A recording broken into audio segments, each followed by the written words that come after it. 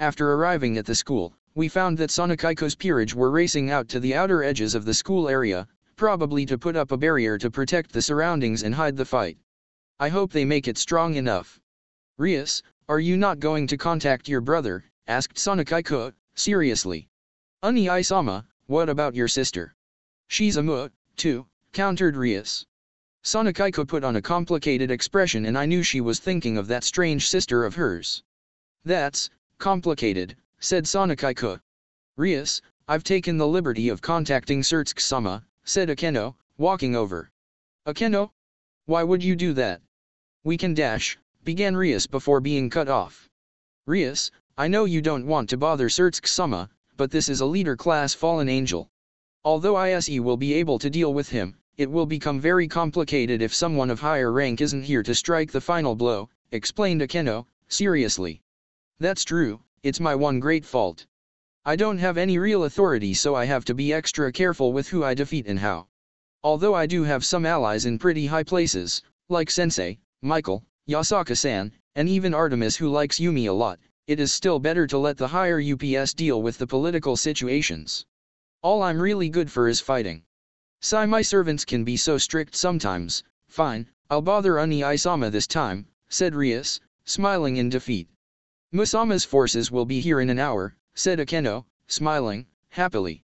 She threw me a quick glance and I nodded. I'll have to make sure that Azazel-sensei deals with Kakabile before the hour is up like last time. We were waiting now inside the main school building for the enemy to show up. They were taking longer than Rias expected so she decided to begin giving out orders. Alright, to begin with, we need to deal with Yuato. We should, at the very least help him to deal with Galilei. After all, that man basically ruined our comrade's life. Although Yuato might be happy to be with us, he lost a lot due to that man, so we should help him however we can. Konako, please support Yuato, said Rias. Yes, Baku. I'll help Yuato-senpai, said Konako-chan with an eager look in her eyes. Akeno, you will be defending Asia and I while we get control of the battlefield. We don't know what other forces the enemy has aside from Galilei, Fried, and their leader Kakabile. Until we know what we're up against, I'll need your help, said Rias, receiving a nod in response from Akeno. Asia, you should be ready to heal at a moment's notice. When you are, just focus, and we'll protect you. Yes, Oni-sama, said Asia, confidently. Issei. Began Rias, looking over at me. Make sure you do as Akeno said before. Yes, Baku. I shouted in response. In all honesty, if Kakabile gets serious, I might have to, too. Leader-class fallen angels like him are dangerous. If he's anything like the fallen angels just below Sensei then I'll need to be careful. Honestly, leader/mu and god-class beings are so powerful I wonder how I've been able to get to this level in only a decade. Now, then, Sana and her peerage are putting all they have into the barrier just in case things get crazy out there so we should dash, said Rias before a magic circle appeared off to the side of me. Whose crest is that? I glanced over at the crest on the bluish-purple magic circle to find the symbol of Artemis on it. After a moment, someone came out of the magic circle, that person being Yumi. She was dressed in full battle gear and I looked over her, worriedly. Yumi. I said, half worried, and half wondering why she had suddenly came. I'm here to participate in the fight, said Yumi, her face not very confident. Rias looked her over, taking note of her dark ninja-like outfit, wooden bow, and quiver. Your motives? Asked Rias, seriously. I. Said Yumi, grabbing fistfuls of her clothes. I didn't want to get very involved. Although Kiba has a deep grudge against the Holy Sword project, I mostly wanted to forget about it. The only thing I really wanted to think about was the person that Issei told me had survived. I'm almost afraid of Excalibur because of what happened. Issei knows not to take out his while I'm around. I decided, though, that I won't run anymore. I need to be there for Kiba so we can move on together, so I want to fight alongside him, and you all, to defeat the one who hurt us. I smiled, sadly, at Yumi for a moment because I knew that part of her life was one she wanted, badly, to forget. I glanced over at Rias who I found had the same understanding expression I did and she nodded. Understood. You'll go with Konako. Work hard with Yuato, said Rias, receiving a nod of relief from Yumi. I reached over and grabbed Yumi's hand, giving it a reassuring squeeze. She smiled at me, a smile softer than her normal personality would allow. Before anything else could happen, we felt a surge of energy nearby, over by the track area of the school grounds. When we looked outside, we saw a pillar of light going into the sky and I remembered what was happening. They were combining the Excalibur. Rias turned to run outside and all of us followed. "What is that?" said Rias once we were all outside. "It seems the 4 Excalibur have been made into one," said a voice from above us. I looked up and could see Crocodile sitting in an enormous, decorated throne floating in the air. "So, is it Xerxes? Or Seraphol? We're here in their place." "I hope you don't mind," said Rias, confidently. Without changing his crazed, smiling expression, Crocodile formed a spear of light in his hand in a keno and I moved in front of Rias to protect her. Crocodile turned the spear and threw it down at the gym, decimating it. Akeno had put up her shield around us to block the wind and debris. "Oh, that's a nice shield made of light, daughter of Barakil," said Crocodile. "This is boring, though. Ah, but I guess a little diversion can't hurt. After all, an appetizer is always good before the main course." "Dangerous," said Konako-chan, releasing her cat ears and tail in anticipation. "Tch, it just had to be an enemy like this one, didn't it?" said Rias, glaring over at where Crocodile's light spear had hit. "Man, the guys who survived the war of the 3 factions sure are dangerous," said Drake. I glanced down to see the glowing circle on my left hand and grinned. "Been napping, partner?" I asked as I looked back up. "Eh? No, I've just been waiting." "You've had a lot to deal with." "I've been bored, though," said Drake, making me chuckle. "Well, why don't you watch this exciting battle then? To start with, though, how much do you think Kaiko's barrier can handle?" I asked, wondering how much I needed to hold back. "Partner, remember that this guy is someone who could fight with a mu. You shouldn't hold back much. You got lucky last time because of the intervention so you never got to see his full power, but Crocodile isn't someone to play with," said Drake, causing me to sigh. "Always looking out for me, partner? Anyways, I think the barrier can handle anything as long as you don't throw anything crazy at it. Just make sure you don't miss." "Hee, will do," I said, grinning again. "Well then, since you've come all this way, why don't I have you play with my pet?" shouted Crocodile before a beam of fire shot down into the ground.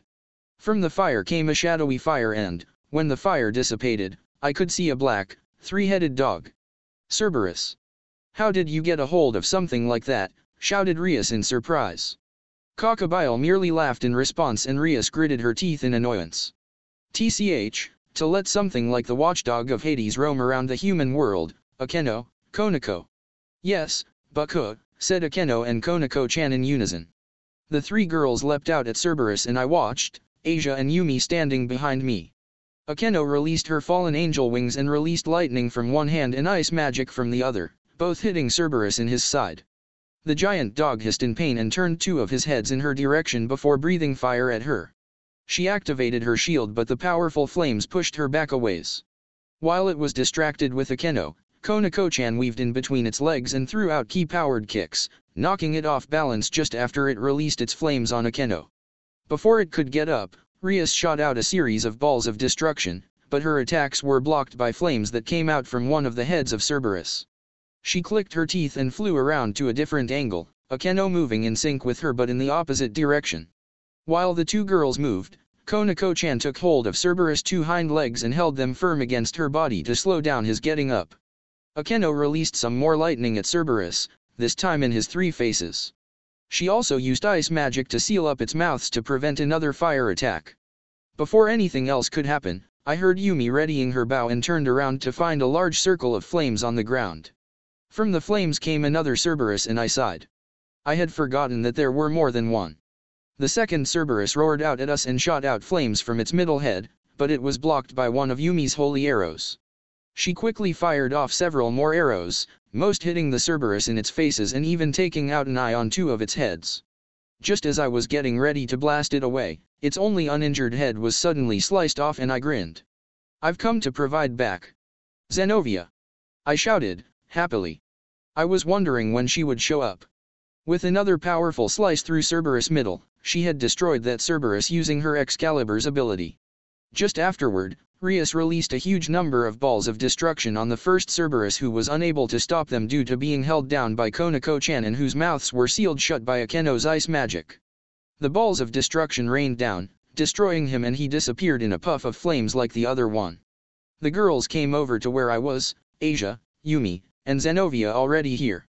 I wish we hadn't needed your help, but things would be difficult with so few of us, said Rias, grinning. Then please allow me to assist as well, said a voice. I turned to find Kiba falling and landing next to us. Yuato. Kiba-san, said Rias and Asia, respectively. Bucka, said Kiba, seriously. Afterward. We have a fight on our hands, said Rias, smiling at him. Kiba grinned and nodded before manifesting a demonic sword. That wasn't too bad, said Kakabile, watching us with an interested look in his eyes. Rias glared up at him and released an enormous, dragon-like mass of destruction. Take this, shouted Rias before releasing it at Kakabile. It flew at high speed at him, but Kakabile just grinned and waved it off with a finger, blasting it away into the base of the main school building. There it left a gaping hole in the ground, shocking Rias. Not strong enough. Maybe you should borrow some power from the Red Dragon Emperor. I hear he can transfer some of his power to others, said Kakabile as he stood up. This is interesting, though. The power of your team is greater than was known. One that can use Ki, the daughter of Baruchiel, suddenly using her powers of light. And even a boy with the rare sacred gear, Sword Birth. It's complete, shouted a voice from nearby. We looked over and, now that the gym was gone, we could clearly see Valper Galilei standing in the middle of a complicated-looking set of magic circles. Above him, in the pillar of light, was a single sword floating in midair. Crap, we're too late, shouted Zenovia, angrily. Good, now to use the immense power from that sword to destroy this puny town, said Kakabile, grinning. You all should run away from here. This town will be destroyed in less than 20 minutes, said Galilei, a stupid smile on his face. Only with more than half of the Excalibur fragments could I make this masterpiece. If you want to protect this town, you'll have to defeat me, said Kakabile before releasing his 10 wings. What will you do, Rias Gremory? That's obvious, shouted Rias before releasing another mass of destruction at Kakabile. Kakabile blocked it and held it with one of his hands while Akeno went behind him and released a powerful bolt of lightning, though he managed to catch that with his other free hand. He smashed the two together and fused them before launching the mass of energy at Rias. Bucka, shouted Akeno before speedily moving in front of Rias and encasing them in her light shield. The energy launched the girls, while still inside the shield, down into the ground, creating a crater where they landed. He injected more power into that before hitting us, in that instant. Akeno! I shouted as I ran to the crater. I stopped in front to find Rias, who had a bloodied shoulder, and Akeno, who was covered in cuts and bruises. Issei, he's too much for me right now. I don't know if I can hold out until Surtsk-sama gets here, said Akeno. I knew what she was saying. It's time for me to join in. Kiba, said Yumi from off to the side. I glanced over and followed her eyes, catching sight of Kiba. He was walking over towards Galilei. Go, Yumi, I said, seriously, receiving a nod from her. I saw Konako-chan follow, too, and then I turned to Asia. Asia, please heal Akeno and Bucka. I'll deal with this. Yes, Issei-san, said Asia before coming over to heal them. I looked over again to Kiba and Yumi, noticing that Galilei was closer to where we were now, and we had somehow moved further and further away from the school building where we had first started battling. Ah, so you'll fight next, Seker Uti? Well, a moment. I'm really interested to see what that boy does with all that hate in his body. Seeing as he is a survivor from that wonderful project, I'm interested to see what he does, said Kakabile, grinning in delight as he watched Kiba. Kiba made it to Galilei and, while hiding his eyes with his bangs, he frowned. Valper Galilei, I am a survivor, of the Holy Sword Project, or more accurately, of those you slaughtered, said Kiba, his voice cracking a bit on that last word. Said Galilei, looking interested. I've been reborn as a devil and, since I could not die, I will avenge the deaths of my comrades, said Kiba before looking up at Galilei, showing his vengeful eyes. Kiba moved into a stance before launching himself forward at Galilei. Kakabile suddenly formed a light spear and threw it at Kiba, surprising me. Kiba! I shouted. The spear hit the ground, exploding. As the dust cleared, I could see Galilei was being protected by some sort of shield, but Kiba and Yumi. They were both seemingly unconscious in a crater while Konako-chan was on the ground a bit away from them covered in some scratches. So, he managed to avoid the worst of the damage after being saved by that girl. She's a quick little rat, said Crocodile. Well, I can't have you killing my precious tool just yet.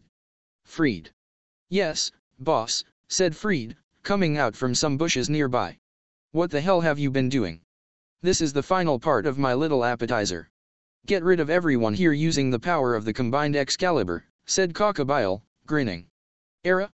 I get to have fun slaughtering these devils with the cute Excalibur with super wonderful specs. Super, shouted Freed, excitedly. He looked over at us with a crazy expression as he picked up the combined Excalibur and smiled. Now, who shall I get rid of first? Ugh. Groaned Kiba from the crater.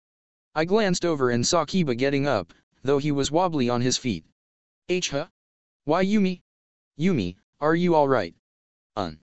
Groaned Yumi. She twitched a bit before gasping and jumping to her feet, bow in hand. She looked around, disoriented, before realizing what happened. Kiba, are you alright?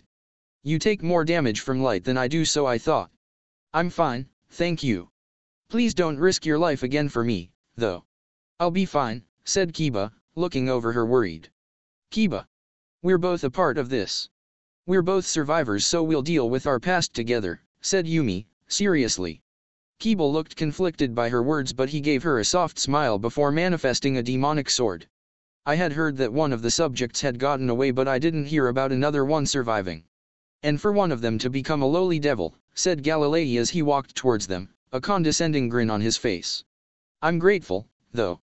Because of all you stupid children, my project was finally completed. Complete, said Kiba, confused. You children didn't have enough of the gene to use holy swords. Knowing that I was able to conclude that all I had to do was rip the gene out from all of you, said Galilei, a crazed look in his eyes. Kiba's face became enraged at Galilei's words while Yumi covered her mouth in shock. We crystallized them, and this is where the last of them are. Galilei held up a bluish crystal filled with the genes of Kiba's fallen comrades, and I gritted my teeth as I watched Kiba and Yumi on the verge of tears. Hiya ha ha ha. I'm the only one who was able to absorb the other gems full of genes. That makes me super duper special, don't ya think, shouted Freed before slashing at Zenovia, who parried his attack. TCH, forgive Irina and I, Kiba. We didn't know at the time, but we're able to wield holy swords because of those crystals as well. I'm sorry, shouted Zenovia, her eyes irritated by the memory of when she first found out. I was watching everything transpire and I felt my anger boiling. I can't stand watching this situation unfold, but I have to hold back until Kiba reaches balance breaker. That way things will be like before. Ha ha ha. So the church excommunicated me for my crimes but still used my research? Ah, well, it was Michael who probably collected the genes, so I'm sure he didn't kill anyone, shouted Galilei while laughing. Then why kill us? It wasn't necessary, right? Asked Yumi. You all were just materials for my research. After I had collected the genes, what was the point in keeping you alive? Said Galilei, laughing even more crazily now. Terrible, said Asia, crying as she continued healing Akeno and Rias. Yuato, Yumi. Said Rias, sadly. So, we were just disposable materials? Asked Kiba, tears in his eyes while Yumi was already crying. Of course. But here, said Galilei before tossing the crystal at Kiba, who caught it in a panic. We've already gotten to the point where we can mass-produce higher quality ones. Take your precious memories. Kiba looked at the crystal with a sad expression, Yumi moving towards him to look at it, too. Kiba, you should have it. You've suffered a lot more for this moment, said Yumi, sniffling. Kiba looked at her surprised but accepted it when she nodded to him. He closed his hands around the crystal and shut his eyes. Everyone. Said Kiba. You shitty old bastard. I shouted, angrily. Got to let out some steam. Not yet. Not yet. Can't snap yet. Valper Galilei, began Kiba before the crystal began to glow a bright blue in his hands. How many lives have you ruined solely for your own gain? Said Galilei, confused. Isaiah. Said Yumi, crying again. The souls from the crystal were being released and Kiba's comrades appeared beside him, all glowing blue. I recognized some of their faces, since the night of my biggest failure is burned in my memory.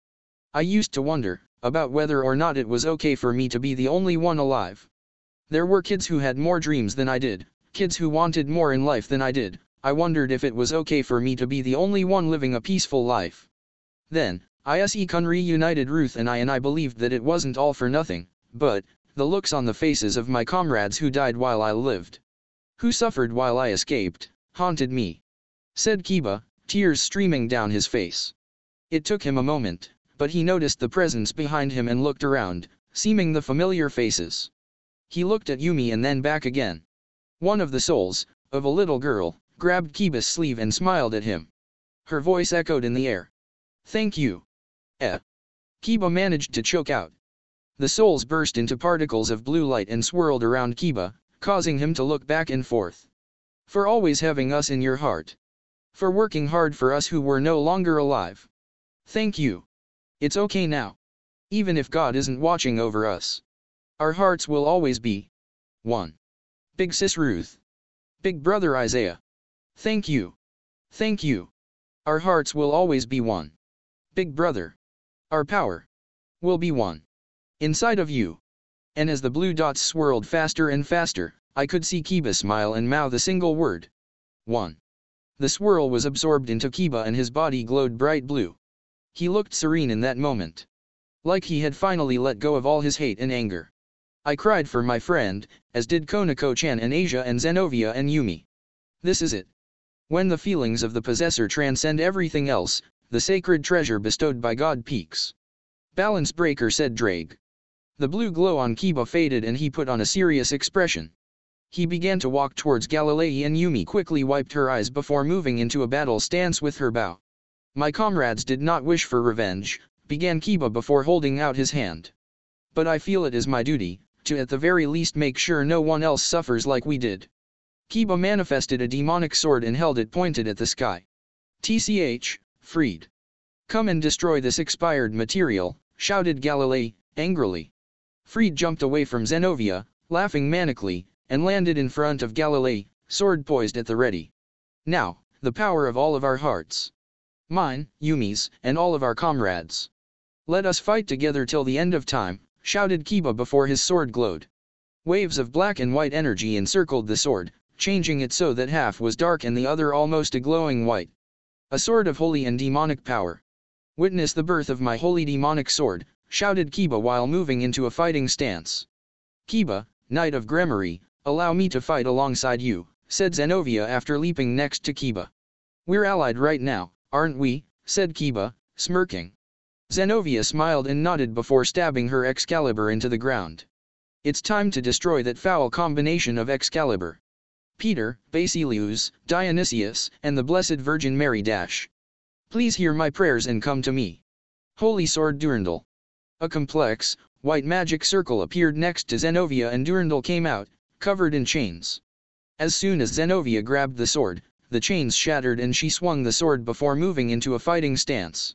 That's impossible. My research didn't touch upon Durandal." "How could you?" said Galilei, shocked. "That's because, unlike Kiba and Irina, I can naturally use this holy sword," said Zenovia, glaring. "Tch. I don't care who you are or what that sword is. I'll kill you with my super-duper Excalibur," shouted Freed before changing his Excalibur using the powers of Mimic.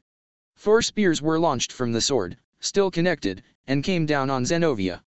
She sliced them up and Freed spat out a few curses. "I'll kill you, you fucker." Freed leapt at Zenovia, ready to slash but was countered by Kiba who blew him back with the power of his new holy demonic sword. Freed cussed and leapt back but Kiba didn't give him a moment before leaping at him again. They had a quick exchange of hard hits but Kiba's sword was stronger. He slashed through the Excalibur, splitting it in two.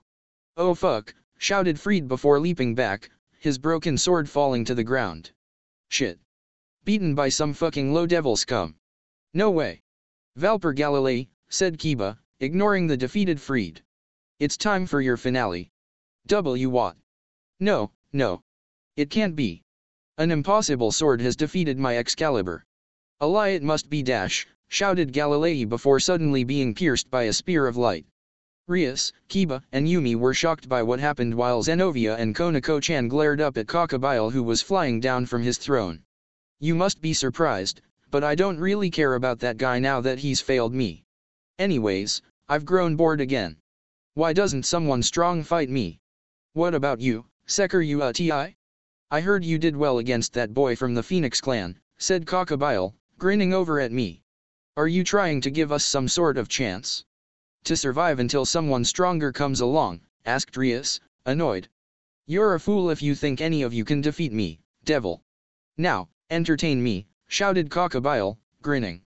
Damn, you're a crazy bastard, Kakabile, shouted Zenovia, pointing Durandal at Kakabile. We don't need to send issei-kun to begin with, said Kiba, creating a second holy demonic in his free hand. He moved into a battle stance, glaring up at the enemy in the sky. Issei, I hope you don't mind me joining in, too, said Yumi, pointing her bow up at Kakabile. Tch, damn small fry, said Kakabile before forming a light spear. I guess I'll start with those being healed. I think Surtsk would love to see the splattered remains of his dear sister and her queen when he arrives. He pointed and threw the light spear at where Asia was finishing healing Akeno. Rias, who was healed, stood up and formed a magic circle, ready to block the attack. Before it could reach her, though, I was already in front of them. Rias looked surprised, but I grinned and coated my right hand in a dense layer of ki. I held it out and the light spear hit the palm of my hand. It exploded out, away from us, and I grinned up at Kakabile who looked shocked. Then I hissed. Ah dash. That burns. I guess my ki isn't strong enough to block all the light from a Cotter-class being, I said, blowing at the steam coming off my palm. You, even as the Sekiru Ti, you're still a devil. That light should have caused serious damage, said Kakabile, no longer smiling. Ah, well it's not like I didn't try and figure out how to protect myself. You're really strong, though. No one's light has been able to affect me through my defenses. I've even grabbed Excalibur with my bare hands without being affected, I said, gloating a little. I didn't work my ass off to get insane defenses like this for nothing. My most glaring weakness is the fact that I can't block light damage since I'm a devil. Using ki is a great way to block it. You've interested me, boy. I wonder if you can take my stronger attacks with so little damage, said Kakabile, grinning again. He formed a bigger light spear above his head and was about to launch it before being interrupted. Hey! Did you forget about us? Shouted Zenovia, speeding across the field before leaping up into the air. Kakabile sighed and swatted Zenovia away, blasting her into the ground, nearby. Zenovia-san! Zenovia! Asia and I shouted, respectively. Hi-ah! Shouted Yumi as she launched a powerful spirit arrow. Kakabile glared over at her before swatting away the arrow.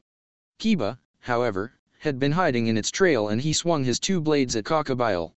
He was unfazed, though, by the supposed surprise attack and blasted Kiba away, shattering his two swords and launching him over into Yumi, both flying back near where Zenovia had landed. Pardon while I deal with the weaklings, said Kakabile before forming another light spear in his empty hand. He threw both down, one towards Konako-chan and the other to where Zenovia, Kiba, and Yumi were. I gritted my teeth as I ran at full speed and launched myself up into the air. Raya! I shouted as I punched one of the light spear. The spear deflected off my ki, knocking the other one off course. The two missed a direct hit, but the explosion did enormous damage to the battlefield. It had blown away and severely injured everyone who it was aimed at and even blew Rias, Akeno, and Asia away, though they weren't as hurt. Everyone. I didn't get a response from anyone except some pained grunts from Rias and Akeno who were struggling to sit up. Ahahaha. So you managed to prevent the worst case, but everyone's still injured. Those four I was aiming at look particularly bad. They might not make it if help doesn't come soon. Oh, but look, your precious healer is unconscious, said Kakabile, laughing manically. I was pissed. You. I said, angrily. Huh, said Kakabile, no longer sounding amused. I was releasing powerful aura now and Kakabile was wary. Boosted gear. I shouted before my sacred gear appeared on my left arm. Balance breaker. Boosted gear, scale mail. My armor manifested on my body and I twitched a bit. My ki was crimson now, powered up from my draconic power and I wasn't planning to hold back. I flew up with my dragon wings so we could look each other in the eye. So, We can battle properly, now that the trash is taken care of, said Crocodile, still goading me. I have a strange feeling, though. I feel like taking it easy with you would be dangerous. Very dangerous. You should be afraid. I'm going to beat the crap out of you for hurting my comrades and threatening my town, I said, angrily. Heh, then it seems I'll have to go all out. I can't even remember the last time I had to use this, said Crocodile, confusing me. He threw off his coat and flexed. Cloak, activate. Crocodile shouted that, and suddenly his whole body was covered in a bright, white light. The light looked like it was in the shape of armor, even something looking like a helmet formed on his head. He, I'm not called the Star of God for nothing, said Crocodile, chuckling. He did look like a star if he spread his limbs out, but who cares about that? You bastard. So you were holding back this much when we fought the first time? My win against him seems like such a fluke. Most of your wins until that Bale guy were flukes, though, weren't they, partner? Asked Drake. You You bastard, partner of mine. How could you say something so mean? I worked hard in those fights, you know. Here I come, Seker Uti, shouted Crocodile before flying towards me. I readied my fists, covered in my stronger crimson ki. He formed two light swords in his hands and slashed at me. I dodged the first slash and blocked the second with my ki, the block shattering the light sword. Crocodile hissed and instead went for a punch, hitting me in the gut. I managed to cover it with ki, but it wasn't thick enough and I took some damage. It wasn't enough to make a difference, but I guess it shows Crocodile hasn't survived on luck. Take this. I shouted before gulping in a lot of air. I ignited a flame in my belly and boosts echoed out before I released the flames. Great fire breath. The enormous flames covered half the sky and Crocodile was hit at practically point-blank range. I ended up having to cut my attack short when I saw glowing eyes appear in the flames and I flew back to narrowly avoid two slashes from light swords. Crocodile appeared from the smoke, he himself smoking a bit. Such power. If it weren't for my incredible defenses, that would have done a lot of damage, you know. Well, it hurt like hell, so I hope that makes you feel better, said Crocodile, grinning at me. I glared and realized I'd have to bring out more power. This is a leader class being, so I'll have to use more power than just a measly 40%. Trade, we're going to up it to 50, okay? I said before focusing my energy. I broke one of the seals on my power and I felt my crimson ki surge. My overall aura increased as well and Crocodile's excited expression wavered as he felt my sudden jump in power. I'm coming for you, Crocodile. I released 3 consecutive dragon shots at Crocodile, who dodged them swiftly, while I closed in on him. I released Ascalon from my left gauntlet, and threw a punch at him with the blade sticking out. He parried it away at the last moment with his light swords and looked at Ascalon, confused. What? That's the famous dragon-slaying blade Ascalon. Where did you get that? Asked Crocodile, shocked.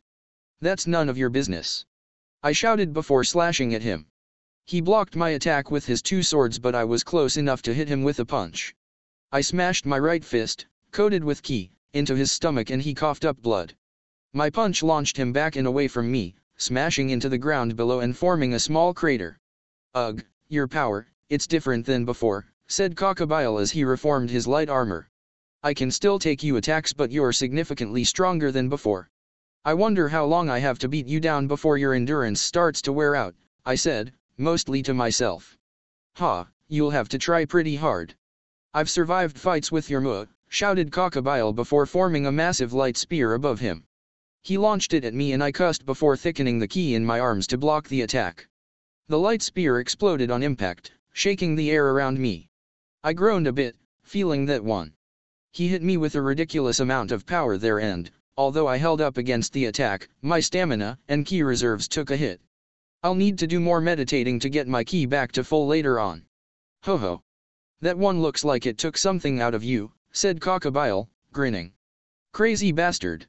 I can't bring out my full power without breaking all my seals, but I don't know if I'm ready to show my full power. It would no doubt cause problems if someone else found out about my full strength. Come on now. You can't defeat me and save all your precious friends if you hold back, you know? Or do you plan to let me kill you? Shouted Crocodile before going into a fit of laughs as he flew back up to my level. Fine then, I said, getting irritated with this crazy bastard.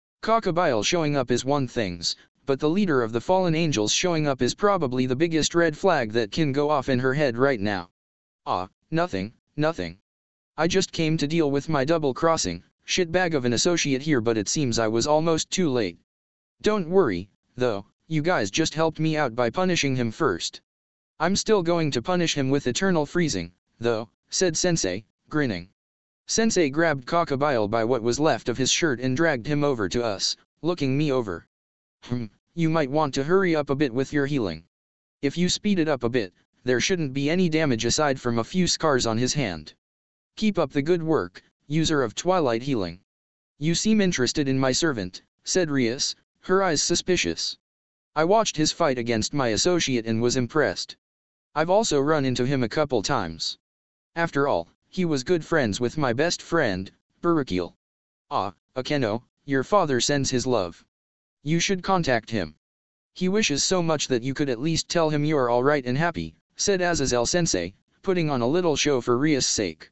Thank you for letting me know, said Akeno, smiling. Alright, well, now that that's over with, I've gotta get going. Lots to do and all. I can never get some peace and quiet, said Azazel-sensei before disappearing in a magic circle. What just happened? I said, confused by how awkward Sensei was. Later on. Ugh, to think I let myself get injured like this, said Kiba, groaning in pain. And I ended up being a worry to Issei even though I swore not to cause him problems, said Yumi, sounding sad but also in pain. We were currently inside the infirmary at school and Asia was going around healing everyone. Asia had finished healing me after 10 minutes, taking Azazel-sensei's advice to hurry, and I felt good as new, though my hand still felt pretty sore. Rias said she'd try to get me a phoenix tear just in case Asia couldn't heal all the damage. Kiba, Yumi, Konako-chan, and Zenovia had woken up a little while ago after receiving first aid, and Akeno and Rias, who had suffered minimal injuries, were sitting in chairs near the entrance covered in bandages. Konako-chan looked discouraged, probably since she didn't have a chance to do much this battle, but I think she did enough. Everything moved pretty fast. We even lost Fried, who left while I was fighting Cockabile. Yumi, you did great, I said, patting her on the head. She blushed and looked down, choosing not to answer. Hey, I'm trying. You didn't get much of a chance, though. You're not exactly leader class, but you're strong. You just weren't in the right setting. Rias, can you please come over here, said Sonakaiku after coming in, Tsubaki at her side. What is it, Sana? Asked Rias. Sana glanced over at me then back to Rias. I've received a message. Please come along. Alone, said Sana. Rias looked at her confused but nodded and followed her and Tsubaki out. While we were alone, I moved to the other side of Yumi's bed, to get closer to Kiba. So, Kiba, you and Yumi finally got to move on, right? I asked, hopefully. Yumi was one thing, but I hope Kiba moved on like before. Yes, thank you for your help, Issei-kun. If it wasn't for you and Yumi, I don't know what would have happened to me. Konako, you as well. Thank you for worrying about me, began Kiba, receiving a small smile from Konako-chan. It's strange, though. I feel a bit of emptiness in me. I guess, now that all my rage and hatred is gone, I'll need to find a new purpose to my life. I smiled and patted him on the shoulder. You already have a purpose in life, buddy. I said, grinning.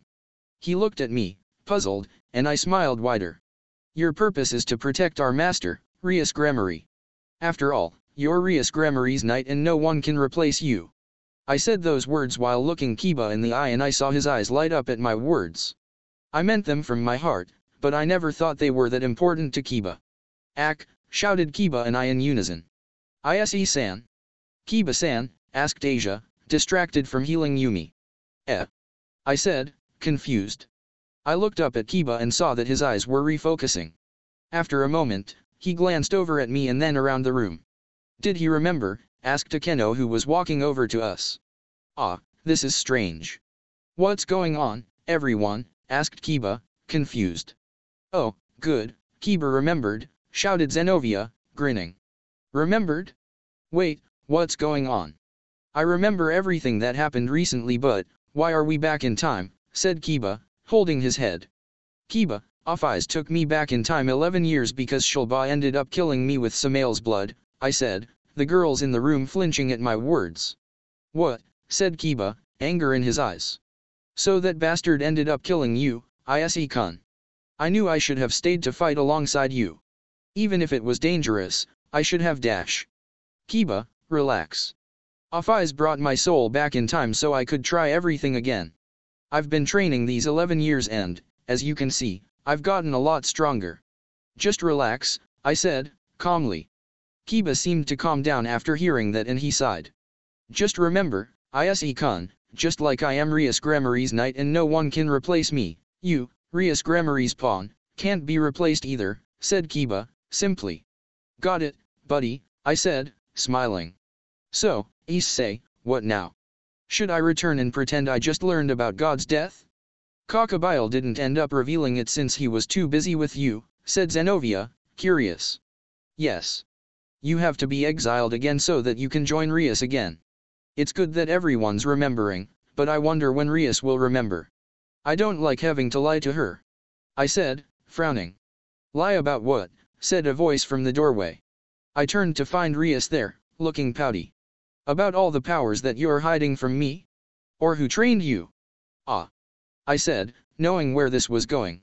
I guess I'll start with you then, said Rias before creating a magic circle in her hand and smiling at me, sadistically. Yuato will get his punishment later but for you, issei, 100 spankings for all the lying. Yo, issei, said Zenovia as she walked into the club room. Zenovia, you're back. I asked, pretending not to know why she was here. It's been a couple days since Kiba and I received our punishment from Rias, how humiliating for someone as strong as me. Everyone, welcome the new knight of the House of Grammary, Zenovia Quarta, said Rias, everyone reacting with mock surprise. I had learned about it while chasing Fried that God had died. Irina was lucky to not have heard it but I went back and asked my superiors about it. Apparently I asked about something I wasn't supposed to know about because I was excommunicated. I had nowhere else to go so I begged your master, well our master, to let me join you all, said Zenovia, making up the first part. In truth, Zenovia just went back and asked since she already knew about God's death but she had to make up where she learned about it since Kakabile never actually mentioned it. Yufufu, I thought it would be nice to add the user of Durandal to our ranks, said Rias, smiling happily. With this, you and Yuato will be excellent in protecting our right and left flanks. Of course. I also transferred to this school as a second year as of today. Take care of me, issei, said Zenovia, saying my name in a cute voice. Ack. She's teasing me like the first time. I hope Irina's doing alright. I said. I remember her saying she took it badly when Zenovia left in the previous timeline. She wasn't particularly happy. Sometimes thinking about it makes me wonder if I made the right choice, hurting her like that. Ah, help us rebuild our relationship, oh Lord. Said Zenovia before getting a headache from her prayer and clutching her head. Doesn't this girl ever learn? Later that day. I was currently in my house, hosting a grand meeting of my friends. Rias had to take care of something with Sonokaiku and said she wouldn't be back until late so Akeno suggested I hold the meeting to bring everyone up to speed. After all, I let out a big secret in the fight with Kakabile the other day. Currently, Akeno, Kiba, Konako-chan, Asia, Zenovia, Yumi, and Valerie were all here in the sitting room while my parents relaxed in their room to give us privacy. Alright, issei, so why don't we start getting caught up, said Zenovia. Okay, everyone, so, I'm 1/3 angel, as you saw the other day. I was half angel half dragon, but since I got reincarnated into a devil, it split it up. I became an angel because there was some kind of issue caused in God's system in heaven due to my time traveling. At least, that's what Azazel-sensei thinks. He had talked to Michael-san and used my being a user of Ascalon to get me to heaven. Once I got there, though, the system transported me straight to the 7th heaven where it turned me into an angel. Apparently, my dragon blood affected it so I can't fall but I'm not as strong as a regular angel. Being an angel is also how I was able to start learning ki and senjutsu, I explained. But, cut in Zenovia. But only the seraph are able to enter the 7th heaven. The system either teleports away or exterminates any who come into the 7th heaven if you haven't been given God's blessing like the seraph. How in the world were you able to? I don't know that part, I said. Michael-san and the other seraph were confused, too. They think it has to do with the system having its own will. After all, a lot of powerful holy artifacts end up getting their own will, like Excalibur and the other holy swords. I wondered how Issei-senpai was able to use ki despite not having a ki network before. I thought Ne-sama had done something, said Konako-chan, looking pensive. Is Issei-kun hiding any other surprises from us? I've just come back into this, but I believe I've been caught up based on what Issei-kun had said before I got my memories back, and now, said Kiba. Aside from being a lot stronger and some powerful techniques I've mastered, nothing much. There's a few surprises that I might share, plus some things I don't even know about, I said, looking over at Valerie when I said that last part. She still hadn't told me what she and Sensei have been working on. Ah, I forgot to mention, but Valerie is one of Gasper's friends. Akeno already knows, but the rest of you don't. She is the other Dompnir that Gasper escaped with but ended up getting separated from. Ah? I remember Gasper mentioning her before, but I never thought I'd get the chance to meet her, said Kiba. Nice to meet you all. I hope Gasper hadn't caused you too much trouble. I don't really understand the whole timeline thing that Issei-sama explained to me, but if Gasper had friends like you, then I'm sure he had a good time, said Valerie, smiling. So, Issei-san, until Ryasone-sama recovers her memories, we should just act like me did before, right? Asked Asia. Yes. Until she does, you should. Once she does, you'll just have to act that way around others. Afaiz explained that only 15 people are going to recover their memories. There's been an exception, but so far Yasaka-san and Kunu are first, then it goes Akeno, Vala, Azazel-sensei, Konako-chan, Asia, Zenovia, and finally Kiba. That means 8 people have remembered, so only 7 to go. I don't know if there will be more exceptions, so we'll see how things go. Until then, everyone act natural but train hard. Issei-kun has set a high bar. We'll have to work hard to catch up to the overpowered pawn, said Kiba, grinning. The others all nodded in sync and I grinned. These guys. The next day. I said, genuinely surprised for once. You heard me right, Issei. My brother has become interested in you and is planning to come by soon to check on you. He said he also has some important business in the area, so he is going to stop by, explained Rias. Is this important business about what you mentioned earlier? Asked Akeno. Yes. Sana had pulled me out the other day because her sister, the Leviathan, told her that there might be an important meeting happening soon due to the attack by Crocodile. It only took a few hours for something like that to make waves, which shows how big of an impact it made. My brother and Leviathan-sama confirmed it with Sana and I last night. Uni-sama is coming within the next couple days, so I hope you're doing well, Issei, said Rias. Ah, by the way, today after school we'll be having a little activity. Activity, said Kiba, curious. For helping us with the Crocodile incident, we'll be taking care of cleaning the pool for the student council this month. Sana said it would be alright for us to use it right after so we can relax for a little while, said Rias, smiling. That's good, then. I can have some skinship with my devil senpai, said Zenovia as she hugged my arm into her cleavage. Yuga. Zenovia, what the hell are you doing? I was thinking the same thing. It seems we'll have to split up the time then, said Akeno, coming up and doing the same thing to my other side. Akeno. Ah. On my left is a Bishoujo. On my right is a Bishoujo. On both sides I feel voluptuous breasts. What am I supposed to do when I can't take either of them yet? What are you three doing? Said Rias, staring at us with an irritated expression. Just some skinship with my childhood friend, Buko, said Akeno, smiling innocently at Rias while rubbing her breasts up and down my arm. Akeno. Sai, do as you please. Just don't be late, said Rias before getting up from her desk and leaving the room. Rias can get so jealous, said Akeno, leaning closer to me. It seems you've already made Buko fall for you, Issei, said Zenovia, mimicking Akeno. Ah. Alright, I know now, please stop tempting me so much. I shouted, practically in agony. Issei, you know we can make babies whenever you want, right, said Zenovia, looking at me with a serious expression. What are you saying in front of everyone, Zenovia? That's no fair, Zenovia. I need to have an affair with Issei first, said Akeno, glaring over at Zenovia. I don't know if I should give myself to Issei-san yet, said Asia, sounding conflicted from off to the side. Konako-chan popped up between Zenovia and Akeno and hugged me from the front. Senpai is mine until I get bigger. Go away, said Konako-chan, looking at me with an adorable face. Ack. You girls make me want to take you all now. Issei-kun, I think Buka will get mad if we take too long, said Kiba, sweat dropping at the scene before him. Ah. You're right. You're right. Let's go now, I said, causing the three clingy girls to pout. Next time, agreed the three girls, nodding to each other. Next time? Next time for what? Later that night.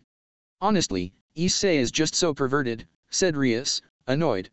Somehow, despite everyone except her having their memories back, almost the same situation played out at the pool. Except for the part where my arm dragonified. Instead, Akeno just pulled me away and everything played out nearly the same after that. Even the part where Rias found me with Zenovia. There was really nothing wrong with it, Buka. Akeno and I were just trying to get closer to Issei. Well, I was also trying to dash, began Zenovia before I cut her off. That's enough, you. Honestly, you're even worse because you're so serious about it, I said, glaring. Zenovia still hasn't learned any decency. No surprises there, I guess. Before our conversations could continue, I felt an aura appear behind me and turned to find a brightly lit magic circle appear behind us. My, things seem to be lively here, said an all too familiar voice. The magic circle and bright light disappeared almost instantly, leaving behind Surtsuke-sama and Grafia-san. Oh Issei-sama, said Rias, surprised. Kiba, Akeno, Konako-chan, and I almost immediately kneeled when we realized who was here, Asia panicking a bit before getting down, too. Zenovia didn't just like last time.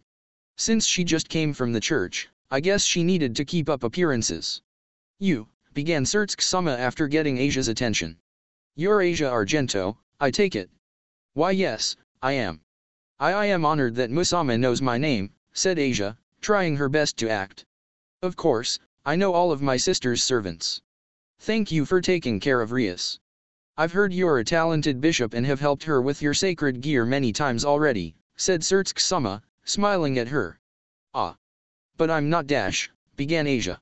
Relax, I'm not here on official business. Not yet, at least, said Surtsuke-sama, causing Rias to look at him with confusion. She did say that he told her he was coming for official business but was going to take a look at me while he was here. Zenovia stepped forward and caught Surtsuke-sama's attention. He smiled at her. Ah, you're the new knight, correct? I believe your name was Zenovia Korda, correct? Said Surtsuke-sama. Yes, it is nice to meet you, sir. I am honored to be known by name by Amu, said Zenovia. Don't worry about it too much. I was surprised, though. I could hardly believe my ears when I heard that the wielder of the famed holy sword, Durandal, had joined my sister's peerage. Honestly, my sister has such a fun peerage, said Surtsuke-sama, laughing a little. Zenovia, please offer us Grimoires your support from now on. If it is an offer from Lucifer, the most famous Mu, then how could I possibly refuse? I'll do all that I can, said Zenovia, bowing her head. That aside, Issei-sama, why are you here? You had said in the next couple of days, and that you would be dealing with official business in the area before visiting, said Rias, curious. Ah, of course, but that comes later. After all, isn't your class observation soon, said Surtsuke-sama, causing Rias to gape. I had almost forgotten about that. I guess I do remember the teacher mentioning it. I'd love to watch my sister doing her best at school from up close. Ah. Grafia, you're the one who told him about it, didn't you? Shouted Rias, blushing in embarrassment. Don't worry about it, Ria-tan. Ah, father's coming, too, said Surtsuke-sama. Rias slumped at hearing that and Surtsuke-sama laughed a bit. You're a Mu, you know. How could you leave your post for something so insignificant, mumbled Rias, looking away. Don't say that, either ways, this is also a part of work, began Surtsuke-sama. Rias perked up and looked at him with a confused expression. We were thinking, this school might make a good location, for the Leaders' Summit. Yeah. Here at Kyoa Academy, said Rias in shock. Yes. I also plan to investigate this one over here, said Surtsuke-sama, pointing at me. Ah, I almost forgot. Issei, this is my brother, the Mu Lucifer, said Rias. It seems like you realized since you kneeled with the others. Well, you had mentioned this morning, so when I heard you say Uni-sama I had assumed. I began. I turned to Surtsuke-sama, still kneeling. Hello Musama, my name is Hyudu Issei. Yes, I've heard a lot about you from my little sister. You've caught my attention and I'd like to speak later. For now, though, we should probably go home, said Surtsuke-sama. Home? I said, knowing what he was going to say. Of course. My little sister is staying in your home, correct? I'd love to see how she is living, said Surtsuke-sama, smiling. Said Rias, frozen in place. Honestly, Surtsuke-sama, you need to take it easy on my master. I'm glad my sister hasn't caused you any trouble, said Surtsuke-sama, now sitting on the couch next to Dad. We were at my house now, Asia and Rias sitting in the armchairs across from Dad and Surtsuke-sama. Mom was in the kitchen making some tea. Oh, no, don't say that, Rias is such a nice girl. She's always offering to help around the house and even helps to make lunch for issei whenever Asia isn't, said Mom from in the kitchen.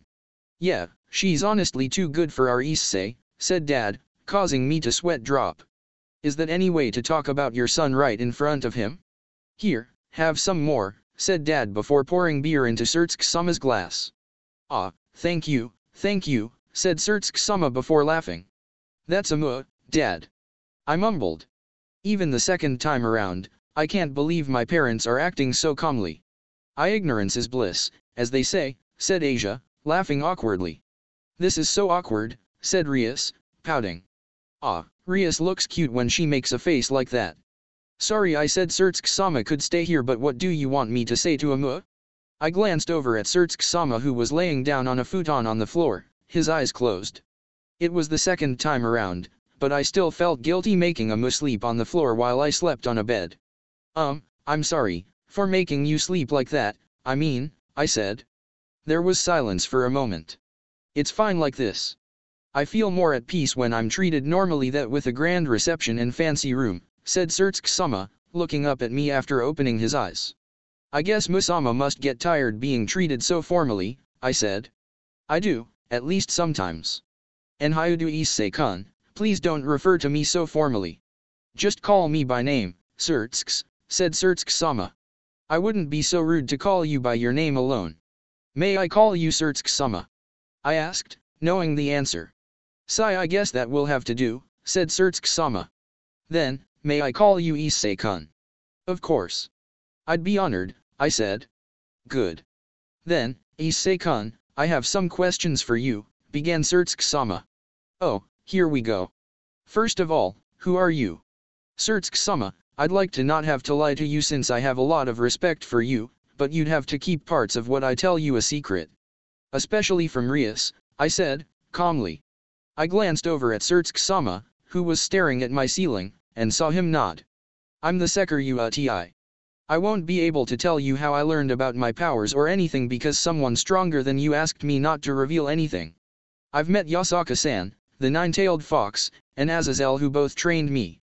I became the wielder of Ascalon by a way I don't understand, and I became the wielder of Excalibur rapidly after I tried to end the Holy Sword project that Kiba was a part of. I became part angel after an incident in heaven. I know Michael-san, you can ask him for more information since I don't really understand what happened myself. I've been training to master my powers for 11 years and, from the fact that I defeated Crocodile fairly easily, you can see where that got me. After I finished giving a short explanation, while lying about or leaving out some details, Surtsuke-sama stayed silent. After a minute, he sat up and looked at me with a curious expression. That was more than I thought you'd share. If you were trained by Azazel and Yasaka, then you must have become quite impressive. Your ki, though. I doubt Yasaka even remembers the basics about ki since she's become a natural at using it, said Surtsuke-sama. Well.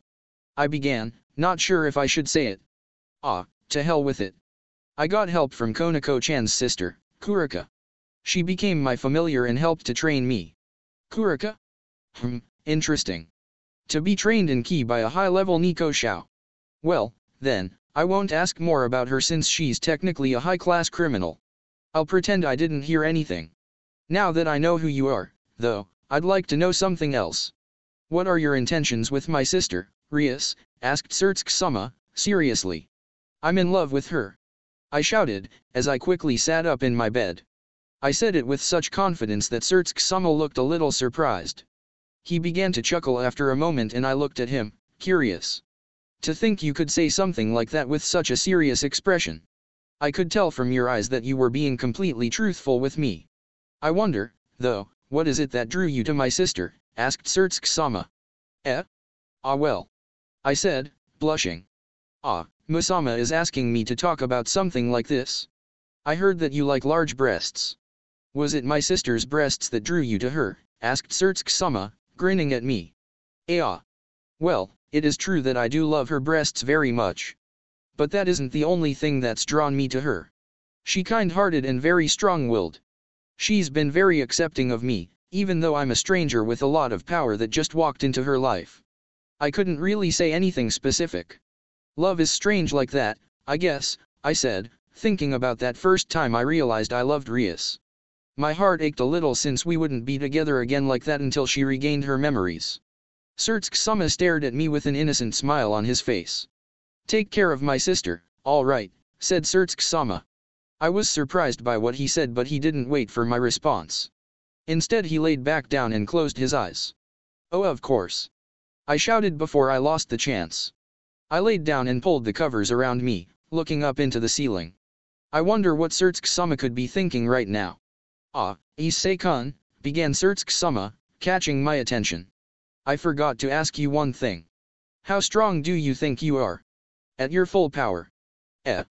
I said, surprised. I didn't think Sama would be interested in how strong I was. Well, I hadn't really compared myself to anyone since my full power is greater than the full power of anything I've experienced before. I used 60% of my power against Kakabile and beat him pretty easily. Most of the damage I took was from my own light attack. So if you had someone powerful to test it against, you think you could understand how strong you are? Asked Sama. Well, yes, I guess. I think only someone like one of the faction leaders would be strong enough though, I said, not understanding where he was going with this. Why don't we fight, Issei-kun? Asked Sama.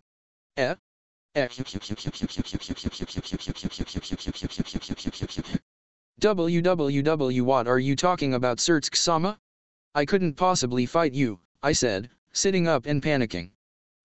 What's the problem? You even said it would have to be one of the faction leaders. I am. On top of that, I'm what is considered a super devil. I'm beyond M class so I would be a good person to use as a gauge, said Sama, smiling at me innocently. No. Stop looking at me like that, Sama. I can't fight someone like you. If I kept up with you at all and word got out it would be a really big deal. Don't have an expression that says it's fine when it's not. As long as we keep everything under wraps there wouldn't be any problems.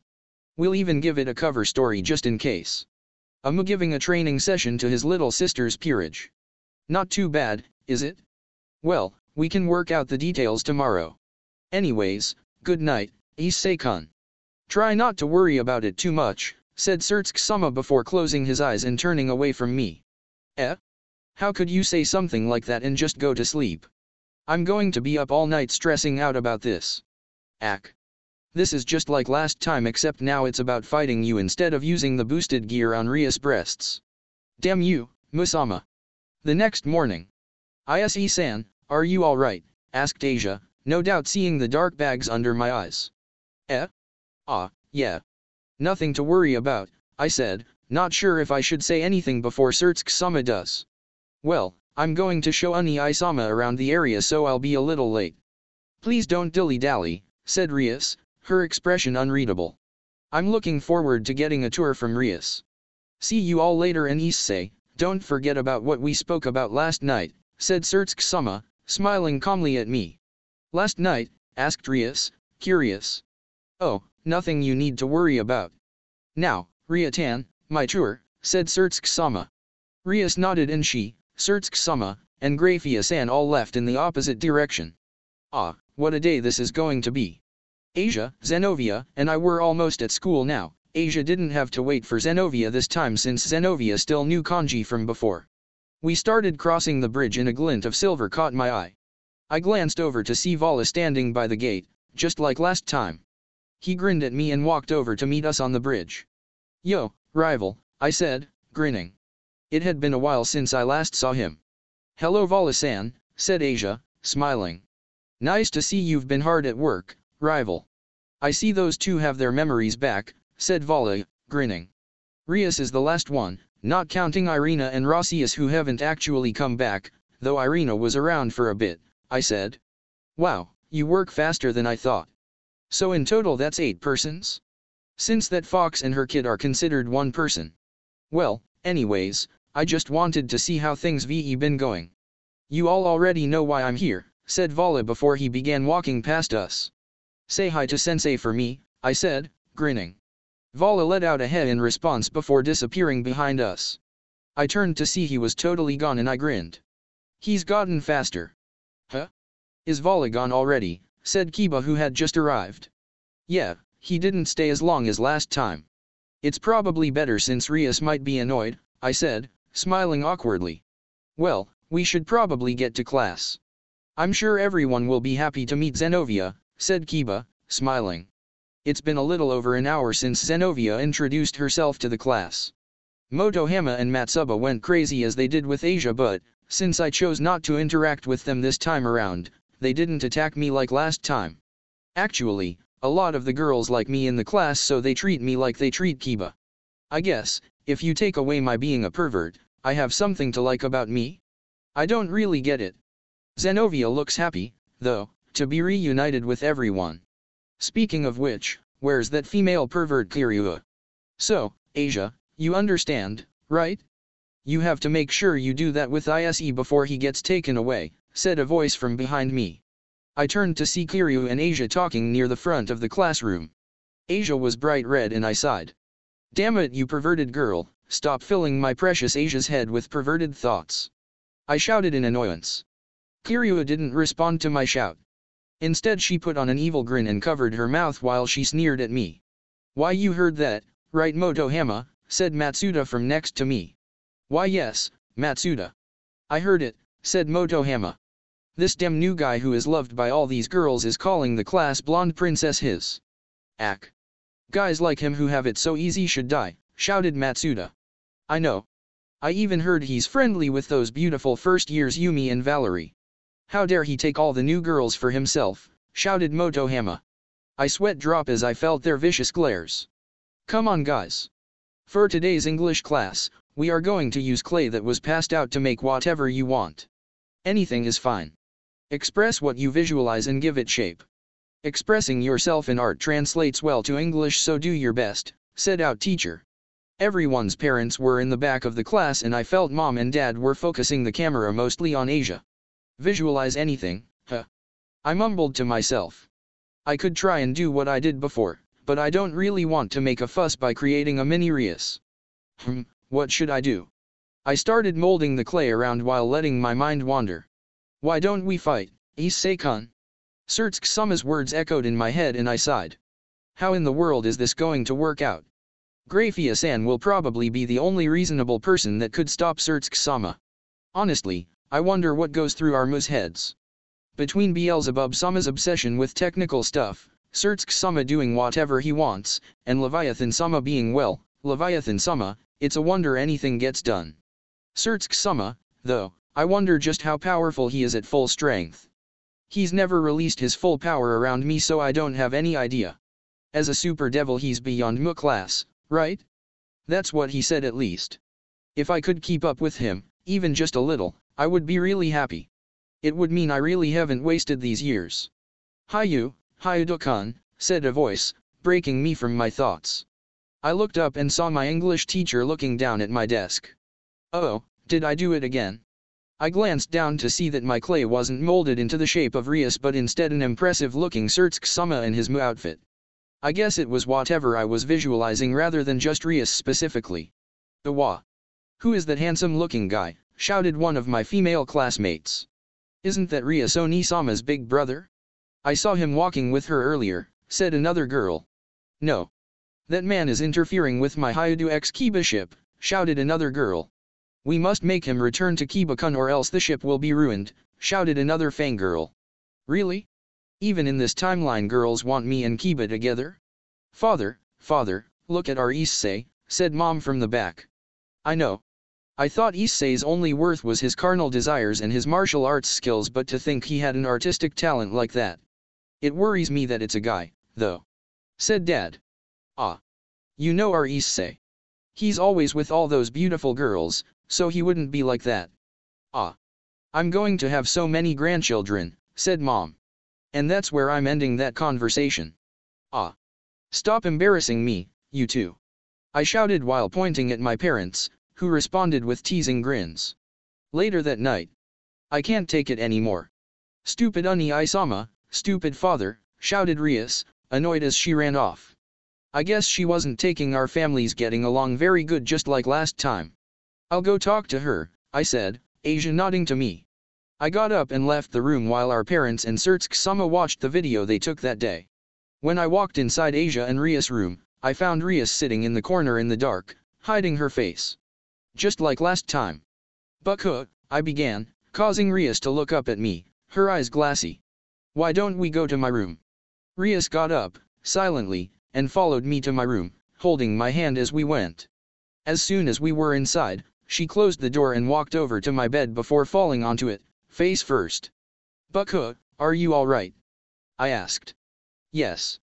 I'm happy our families are getting along, even if what they're doing is embarrassing, said Rias, her voice muffled by the pillow. Issei, are you happy that you met me? I said in mock surprise.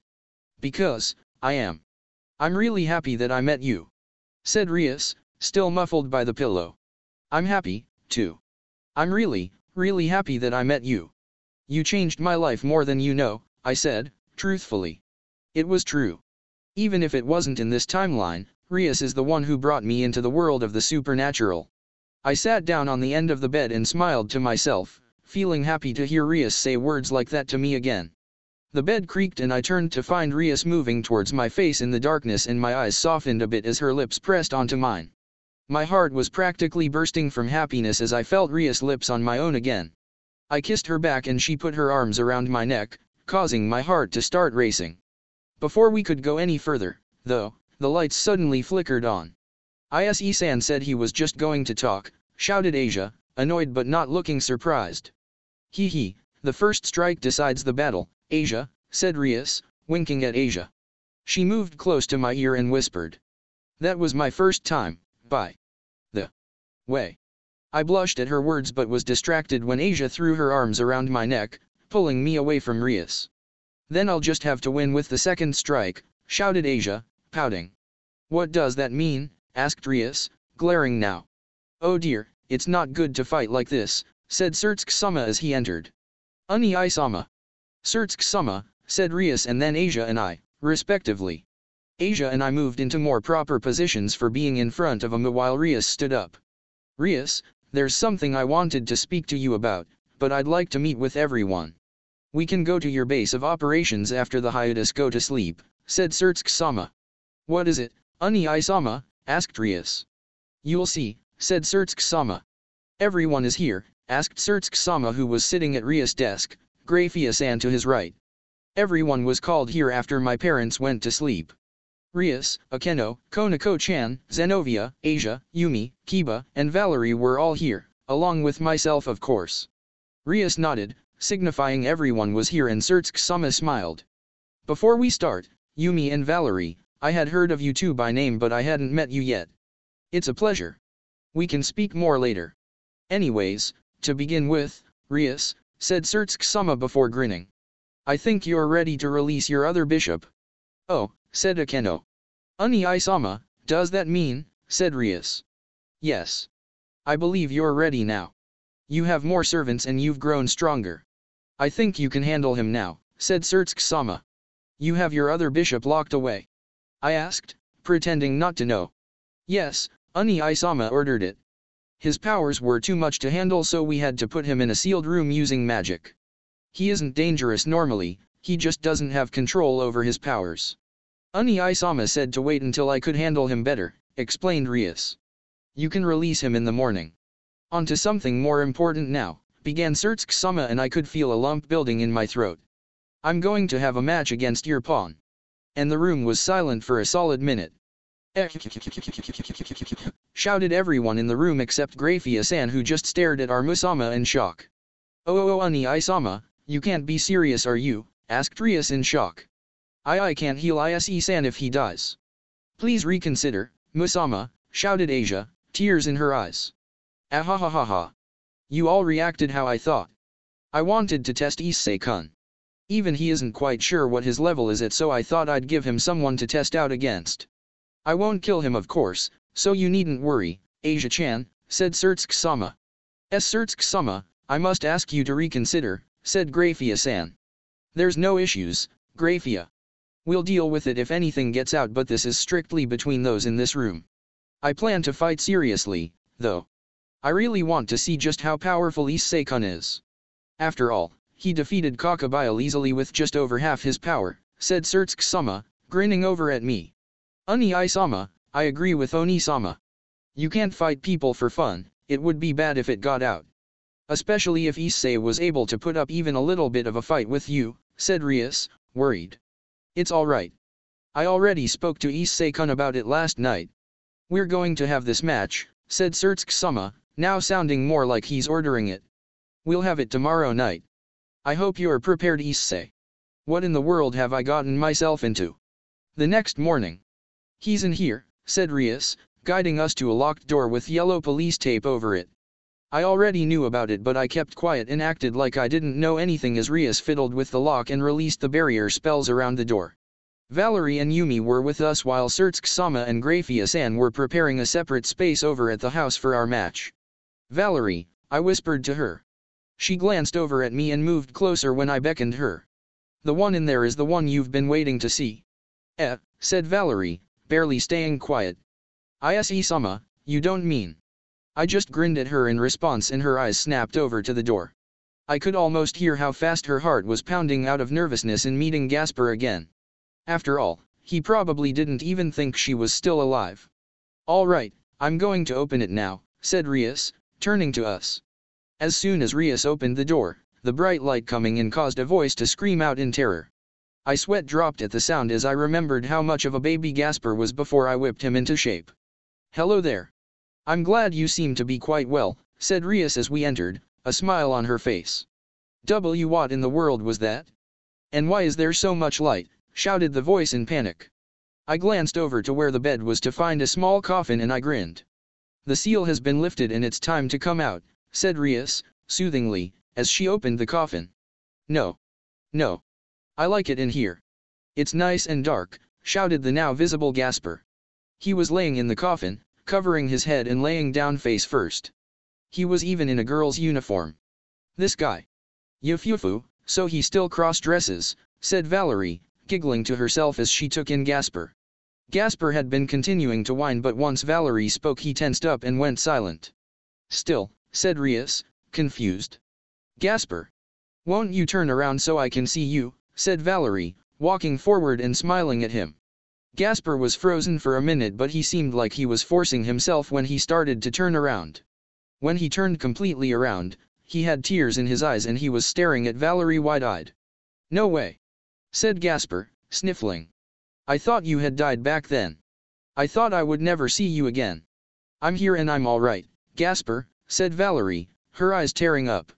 Valerie, shouted Gasper before launching himself out of his box and onto Valerie. They both hugged each other, tightly, while Gasper wailed into her chest. Oh, Gasper. Haven't I always told you, not to be such a crybaby, said Valerie, smiling at him while tears streamed down her face. Rias moved closer to me, moved by their emotion but severely confused. What's going on here? Asked Rias, her face a mix of happiness and irritation. Probably with me. Did you really think it was a coincidence that I had a Dompnir with me? I asked, grinning at her. She pouted and nudged me on. Valerie and Gasper are childhood friends from the vampire territory. I don't know as much as I should because Valerie didn't want to talk about those dark times. They were separated when they were escaping. You ended up finding Gasper while I found Valerie. I was on a mission for my superiors there and I happened to spot them. And you kept this a secret, why? Asked Rias. I felt his presence here, but Gasper wasn't around. I decided to wait until you brought him out. I thought there must have been some reason and I didn't want to make Valerie sad, I said, calmly. That was mostly true. To let Valerie know that Gasper was here but she wouldn't be able to see him would be kind of cruel. Sniff Valerie began Gasper once he stopped wailing. How did you escape? Sniff I thought there would have been no way and I ended up leaving you alone like a coward. It's alright, Gasper. I wanted you to be safe more than anything.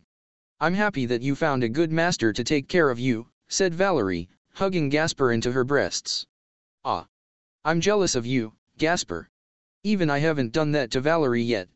As for how I escaped, that one over there is the one who saved me. I smiled and waved and Gasper looked at me with, well, almost an affection.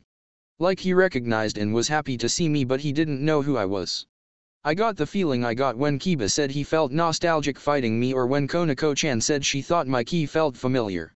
Gasper was totally going to remember me. Well, now that you two have had your reunion, said Rias, smiling over at them. They separated and Rias hugged Gasper from behind, happily. To all of the new peerage members, this is Gasper Vilady, my other bishop. He has a special and very powerful sacred gear but he can't control it well which is why he's locked up in here. His is exceptionally powerful, so Issei-sama wanted him sealed away until he thought I could handle training him. Hello, said Gasper, looking away, shyly. Hey. I'm Zenovia, Bucco's new knight. I am Asia Argento, Riasoni-sama's new bishop. Let's work hard together. And I'm Hayudu Issei, the new pawn. Ah, I should probably introduce myself properly this time, began Valerie. My name is Valerie Teeps and I'm Gasper's childhood friend. We were the only Dompnir that were allowed to live so we supported each other until we decided to run away from the vampire territory. Ah, by the way, I have a sacred gear, too. I've been working with Azazel-sama through Issei-sama's connection with him and have been working on my sacred gear behind Issei-sama's back. My sacred gear is the Longinus Sephiroth Graal, or the Holy Grail. I said, shocked. How could you keep something so important a secret from me? But, Valerie, you didn't have a sacred gear before. Said Gasper, surprised. Apparently it was dormant. I didn't know you had one, too, said Valerie, smiling at him. Well, why don't we go outside and catch up, said Rias, trying to nudge Gasper on. No. I don't want to go outside. It's better in here, shouted Gasper, shaking his head and cringing into Valerie. Oi, come on now. We can't stay in here all day, I said, remembering what happened. I grabbed onto Gasper's wrist to drag him out and his eyes flashed brightly while he let out an eep. I glanced around and everyone was frozen in place. Gasper looked at me, surprised, and I became confused. I said while letting go of his wrist. What? This hasn't happened before. Why you can move while I use my sacred gear, said Gasper, shocked and sounding nervous. Apparently I can. Well, I do remember Surtsk-sama saying only very powerful people can still move while you're using your sacred gear. I guess it has to do with my power's influence. I said, mostly to myself. Gasper moved back into his coffin while was talking to myself and he released his power, causing everyone to start moving again. Issei, when did you get over there? Asked Rias. Was that his sacred gear? I asked, trying to distract Rias. Well, yes. The Forbidden Baylor view. He can stop time for anyone or anything in his line of sight. It's known as the evil eye that stops time, explained Rias. Well, he's a bit of a scaredy cat so he can't use it well and only uses it to run away. Yufufu, said Akeno, laughing to herself. Sai true, he's not very brave. I hope he can get over it soon, but I don't want to force him too much, said Rias, looking at Gasper with worried eyes. I don't want to stand out. I just want to stay here with Valerie and not be bothered, whined Gasper crouching down in his coffin. I think I might have to stay with Gasper for a while until he calms down. Is that all right, Issei-sama, Rias-sama, asked Valerie as she walked over to Gasper. That's fine. You two need time to catch up anyways. We'll just relax for most of today since Issei needs to prepare for this evening. Honestly, I still don't know what to think about that, said Rias, looking worried as she walked out. Yufufu, it's not every day that you get to watch a mu fight, said Akeno, following her out. Take your time, you two, I said, smiling. Valerie smiled at me and I waved as I walked out with the others, wondering what would be Gasper's trigger. The other triggers have been things I didn't think meant that much to everyone, but I guess we'll just have to wait and see. Later that day. Issei Senpai is going to fight with Musama, asked Gasper, shocked. Everyone, except Rias, gathered back where Gasper and Valerie were talking not long before the fight between Surtsuk-sama and I was going to happen. I wanted Gasper to come along, so I hoped telling him about the fight might make him interested. Surtsuk-sama suggested it because he wants to test Issei-sama. I want to be there to see Issei-sama, so I hope you'll come along, too, Gasper, said Valerie, smiling. It's already nighttime, so you don't need to cry because of the sun, said Konako-chan. It's only sunset, though, said Gasper, cringing back a bit at Konako-chan's teasing. Gasper, I want you to come along. You shouldn't miss a fight like this, I said, patting him on the shoulder. But, outside is, said Gasper, nervously. Gasper, won't you do it for me, asked Valerie, smiling at him. Gasper looked conflicted when she asked him directly like that, and he gave a hesitant nod. Okay, he said. Good, now we can go, I said. Let's head over to the transportation magic circle. Rias and I fixed it up earlier so that we can transfer directly to the space Surtsuk-sama and Graphia made. Surtsuk-sama seemed excited, said Akeno, her expression saying she wasn't sure how she felt about that. We all walked over to the transportation magic circle and Akeno released her demonic energy, causing the circle to glow a silver color. The room changed and suddenly we were in a large battlefield, the sky looking like the dimensional gap. It reminded me a lot of the field where I fought Razor in the previous timeline after I had crashed the wedding. Welcome, all of you, said Surtsuk-sama. He was sitting in an ornate throne on the other side of the battlefield, dressed in his Mu outfit. A stressed-out Graphia-san was on his right, standing, while Rias sat in a simple chair to his left, also looking stressed. We crossed the battlefield over to where he was and he smiled. You all can go ahead and go up into the stands. Surtsuk-sama snapped his fingers and the wall behind him opened up to reveal seats grouped together. There were just enough for everyone except Graphia-san, who was going to be the referee. Everyone, please take your seats in the stands, said Graphia-san. Everyone walked over and into the stands, Rias giving me a worried look before she left. Once there, Graphia-san created a magic circle and a large, transparent barrier formed in front of the stands. This barrier will protect you from any stray attacks from Surtsuk-sama or Issei-sama. Please remain in there without interfering. What if Issei-san is hurt? Asked Asia, sounding worried. I'm not that irresponsible. I prepared Phoenix Tears just in case, so worry not, Asia-chan, said Surtsuk-sama as he stood up. He snapped his fingers again and his throne and the chair Rias sat in disappeared while Graphia-san flew up to a floating platform. Surtsuk-sama, I don't want to be rude, but you made sure this space is strong, right? I asked, worried. All I needed was for this to break and I accidentally destroy my house. Of course, Issei-kun. Graphia and I made this space very strong. Even now I'm devoting 1% of my full power to keep it stable. It should be able to handle 2 super devils fighting. Try not to worry too much about it, said Surtsuk-sama, grinning. Can both participants please move to their own sides of the field, said Graphia-san over an intercom. Looks like it's time. Good luck, Issei-kun, said Surtsuk-sama before beginning to walk to his side of the field. He stopped and glanced back at me. Oh, and Issei-kun, don't hold back. I was frozen for a moment when I felt the incredible pressure of Surtsuk-sama's excitement. His anticipation for the match was insane. I guess people of his level don't get to let loose enough. I grinned at him once I unfroze and walked over to my side before taking a deep breath and facing him. Partner, be careful, said Drake, finally showing himself after being silent for a while. I know, partner. Let's work hard, okay? I said, grinning. Boosted gear. I released my sacred gear before holding my fist forward. Balance breaker. Boosted gear, scale mail. I was covered in my armor now and I saw Surtsuk-sama smile as he felt my power increasing.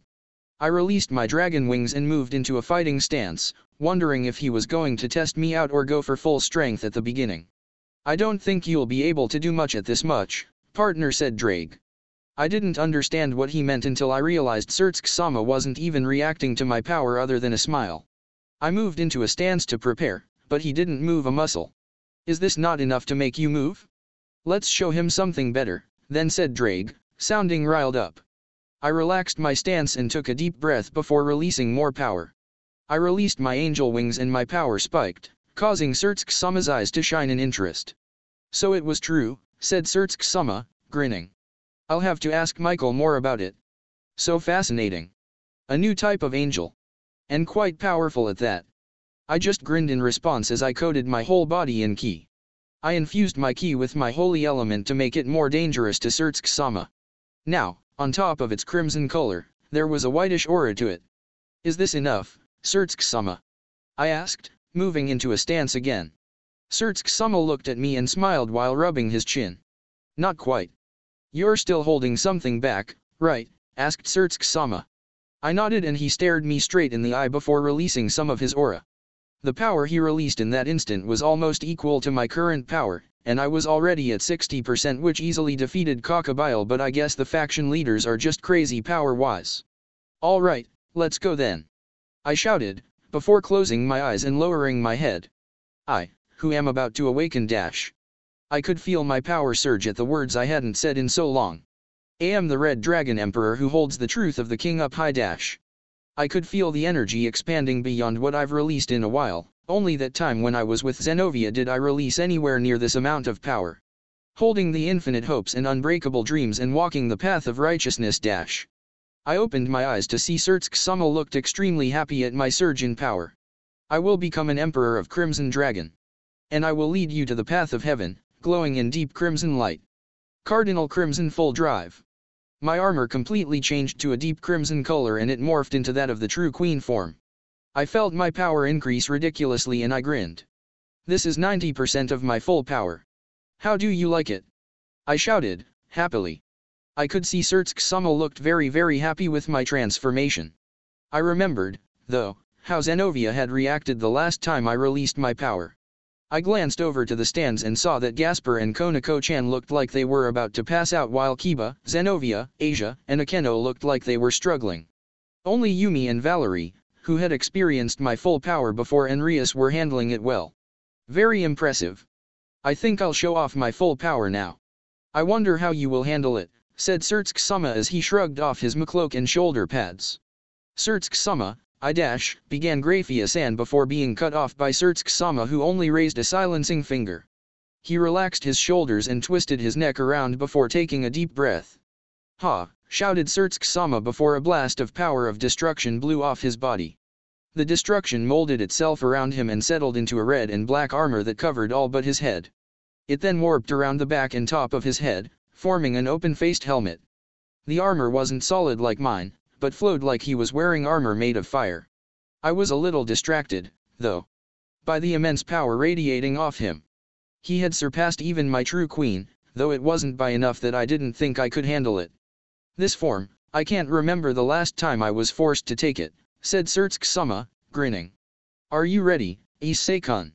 Incredible, to have that much raw power and still be holding back, said Drake, sounding impressed. Honestly, I thought you were a monster, partner, with your insane growth letting you reach up to near God class in such a short amount of time. I realize now, this man is the true monster. I didn't think there was a being that could contest to the power I or Albion had in our prime. Heh, don't sell me short, partner. I'm holding back, too, remember? Go get him, said Drake simply. Yoo! I shouted before shooting forward.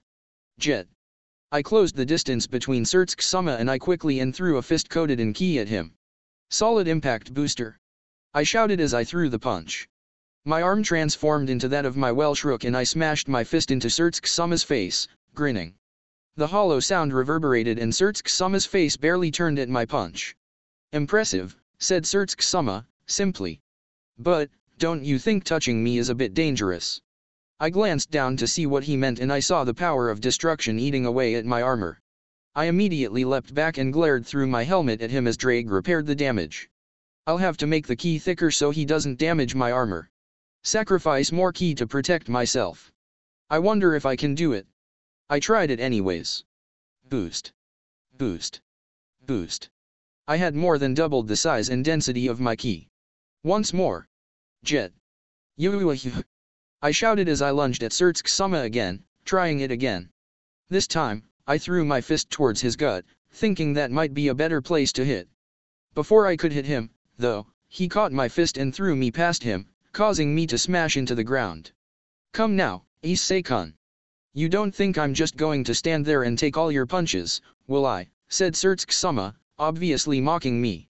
I reached into my separate space and grabbed Excalibur rapidly, preparing to try to mix things up. Surtsuke-sama came at me this time, surrounding himself with small balls of destruction. The balls orbited around him as he ran over, but I wasn't just going to wait. Boost. Boost. Boost. Boost. I built up some energy and transfer.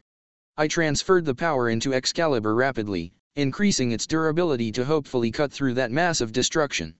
Once Surtsuke-sama was close enough, I lunged at him and slashed, cutting away some of his destruction armor. I took that chance to throw a punch to his exposed stomach and he took the blow full on. He gritted his teeth, but I could tell he was taking the punch without too much trouble. Instead, while I was close, he grabbed onto my shoulders and the balls of destruction he had flew around me. While his destruction on his hands ate through my ki and into my armor, the balls began to drag across my armor in different places, stripping away ki and armor alike. Rah!